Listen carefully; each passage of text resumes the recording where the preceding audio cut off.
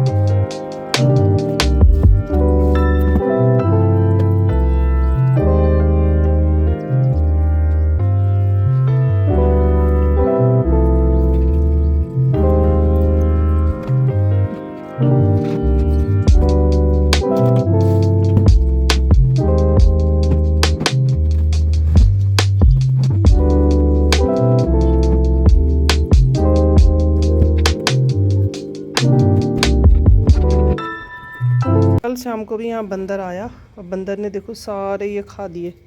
ये जौ रखे थे इतने अच्छे, ये सारे खा दिए उसने। कल जब शाम के समय मेरा बेटा आया ना ऊपर, तो बेटे ने बोला मम्मी देखो यहाँ पे सारे पत्ते पत्ते हो रखे हैं। फिर आके देखा मैंने तो ये पूरे बंदर ने खा दिए।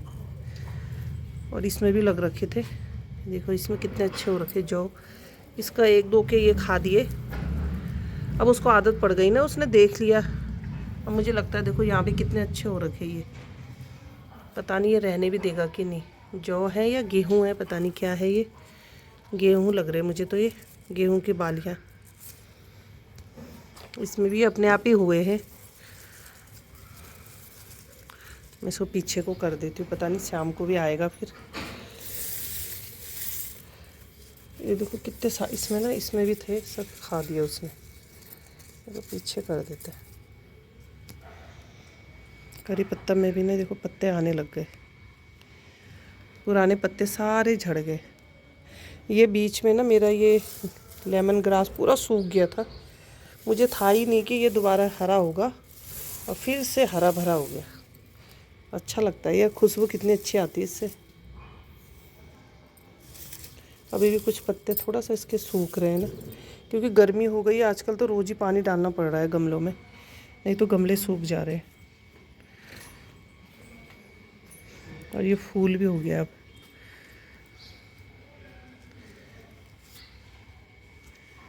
एक ही फूल आया, एक एक करके आ रहा है इसमें।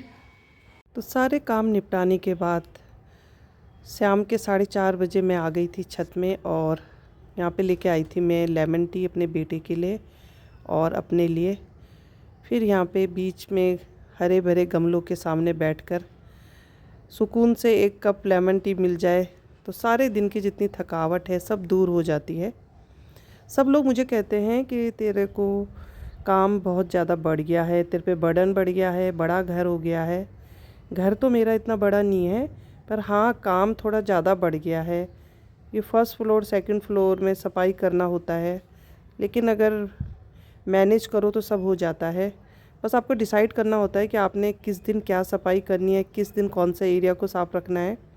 तो इसी तरह मैं भी करती हूँ कि एक दिन मुझे कौन सा काम करना है ये मैं पहले डिसाइड कर लेती हूँ। फिर उसी हिसाब से सारे काम करती हूँ, तो काम आराम से हो जाता है और थकान भी नहीं लगती। और ये भी नहीं रहता है कि गंदा है घर। तो धीरे धीरे करके सारे काम निपटाने के बाद मुझे टाइम मिलता है तो मैं ब्लॉगिंग भी कर लेती हूँ और शॉर्ट्स वीडियो वगैरह भी बना लेती हूँ।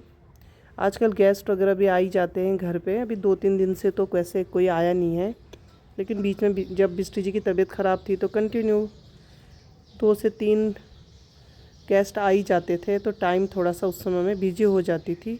फिर भी इतना टाइम निकाल ही लेती थी कि घर की साफ़ सफाई करनी है, बिस्टी जी के लिए फ्रूट्स काटने हैं, टाइम से उन्हें खाना देना है, दवाइयाँ देनी है, तो मैनेज करना पड़ता है और सब हो जाता है आराम से। बस आप को हिम्मत रखनी होती है और सोच लेना पड़ता है कि हमें कब कौन सा काम करना है।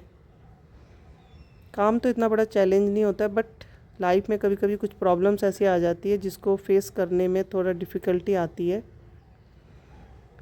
ऊपर वाला ही हमें प्रॉब्लम देता है और वही हमें इस प्रॉब्लम से निकालता है। मेरा तो यही मानना है। सब कुछ माता रानी पे छोड़ देती हूँ। अब थोड़ा सा भी कष्ट आता है ना तो ऐसे बेचैन नहीं होती। जैसे पहले होता था कि थोड़ी सी कोई प्रॉब्लम आ जाती थी तो मैं बहुत जल्दी हिम्मत हार जाती थी।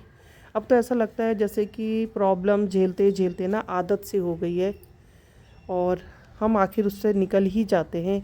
ये तो सच है, हमें घबराना नहीं चाहिए और हिम्मत से अगर हम किसी चीज़ को फेस करते हैं ना तो वो हो जाता है।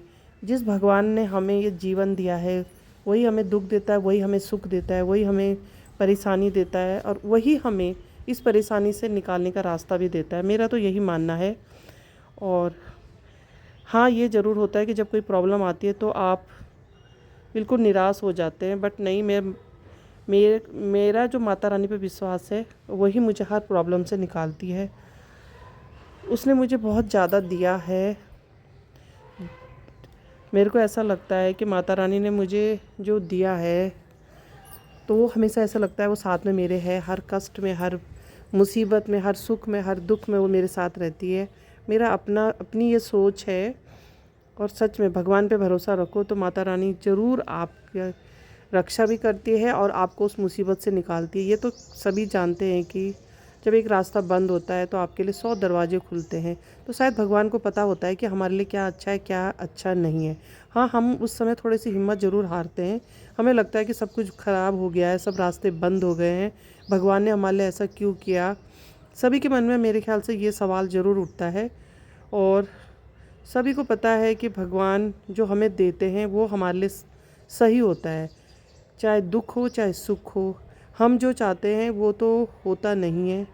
शायद 100 में से कुछ 1-2% ऐसे होंगे कि जो जिसने सोचा है उसे वो मिला है, वरना होता वही है, मिलता वही है जो ऊपर वाले ने हमारे लिए सोचा होता है। जिस समय उसने तय करा वही समय हमें वो सब मिलता है। मेरा अपना ये सोच है और जितना मैंने लाइफ का जो मेरा तजुर्बा है उससे मैंने यही सीखा है। तो लाइफ में दुख ज़्यादा है, सुख कम है। तो जो सुख के पल हैं हमें उसको अच्छे से जी लेना चाहिए और दुख के समय भी हमें ये सोचना चाहिए कि इसके बाद सुख ज़रूर आएगा।